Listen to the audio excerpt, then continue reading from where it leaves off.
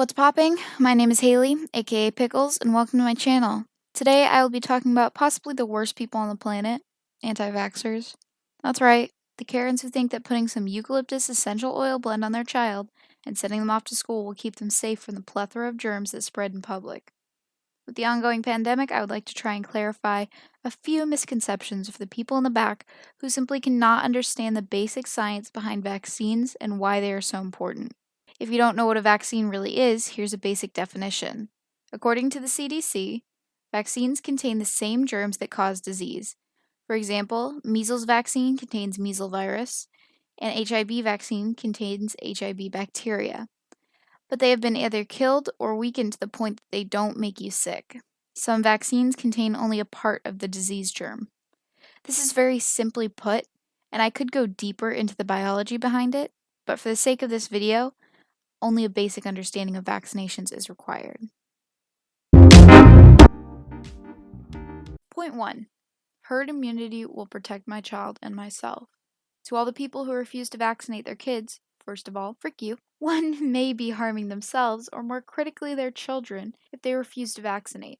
Vaccines are given shortly after the child is born, which is primarily when the child begins their production of proteins called antigens. These antigens can be both generalized and disease-specific, and will build up a child's immune system as a line of defense for when they get sick in life, because it will happen. Although the widespread use of vaccines has led to lower rates of infection and something called herd immunity, which publichealth.org explains as once enough people are immunized, opportunities for an outbreak of disease become so low, even people who aren't immunized benefit. Essentially, a bacteria or virus simply won't have enough eligible hosts to establish a foothold and will eventually die out entirely. This phenomenon is called herd immunity or community immunity, for a nice tongue twister, and it has allowed once devastating diseases to be eliminated entirely, without needing to vaccinate every individual. Now you may be thinking, well then I can just utilize this herd immunity and not vaccinate because others will keep me safe. Wrong. The main reason that herd immunity is so great is because it allows the people who have regular functioning immune systems to protect those who are unable to get vaccines. If you don't do your part in getting vaccinated, depending on the disease, you can have a big impact on the effectiveness of herd immunity. Don't be a dick, get vaccinated. Point 2. Autism. I'm going to gloss over this point as I don't believe it deserves more than a few minutes. In my own opinion, I don't believe that anyone could be stupid enough to believe this, but here I am. For those who have not heard this before, 2 studies were published linking vaccinating children to autism. By the way, both have been disproven. The first study was published in 1998 by Andrew Wakefield.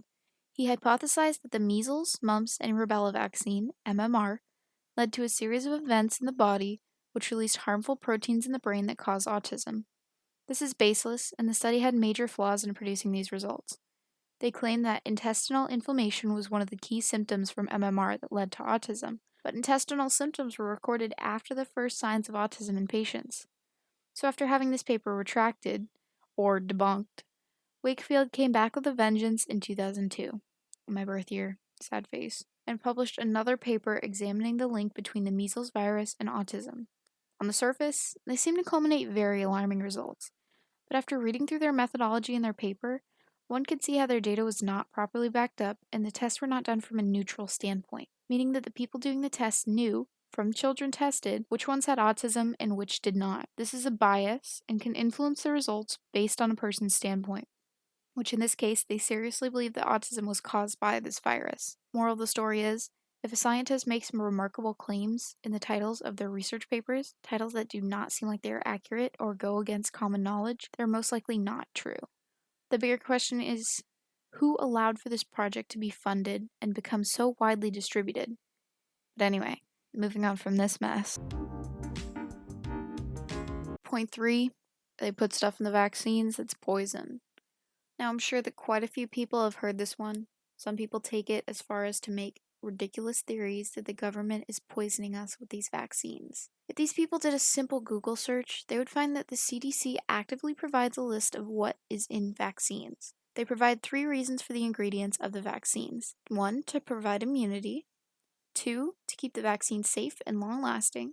And 3, for the production of the vaccine.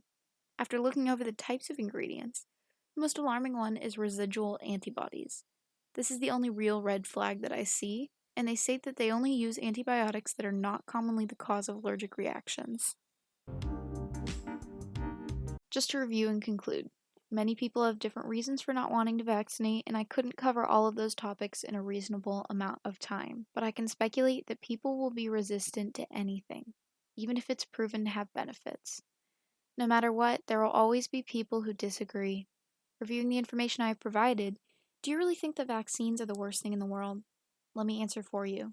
No. They're vital to our society and to humanity as a whole.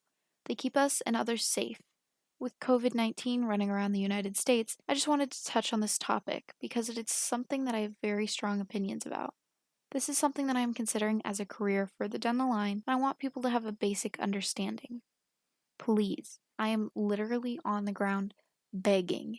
Get vaccinated whenever advised. Don't be a Karen. If your name is Karen and you support vaccines, I apologize. I am using a stereotype to appeal to people. That is all for this video. Please consider subbing. I will try to post new videos every Tuesday, and I will be posting a sit-down video to review my channel and the content I will provide. Also, thank you to Sam who helped me write this script.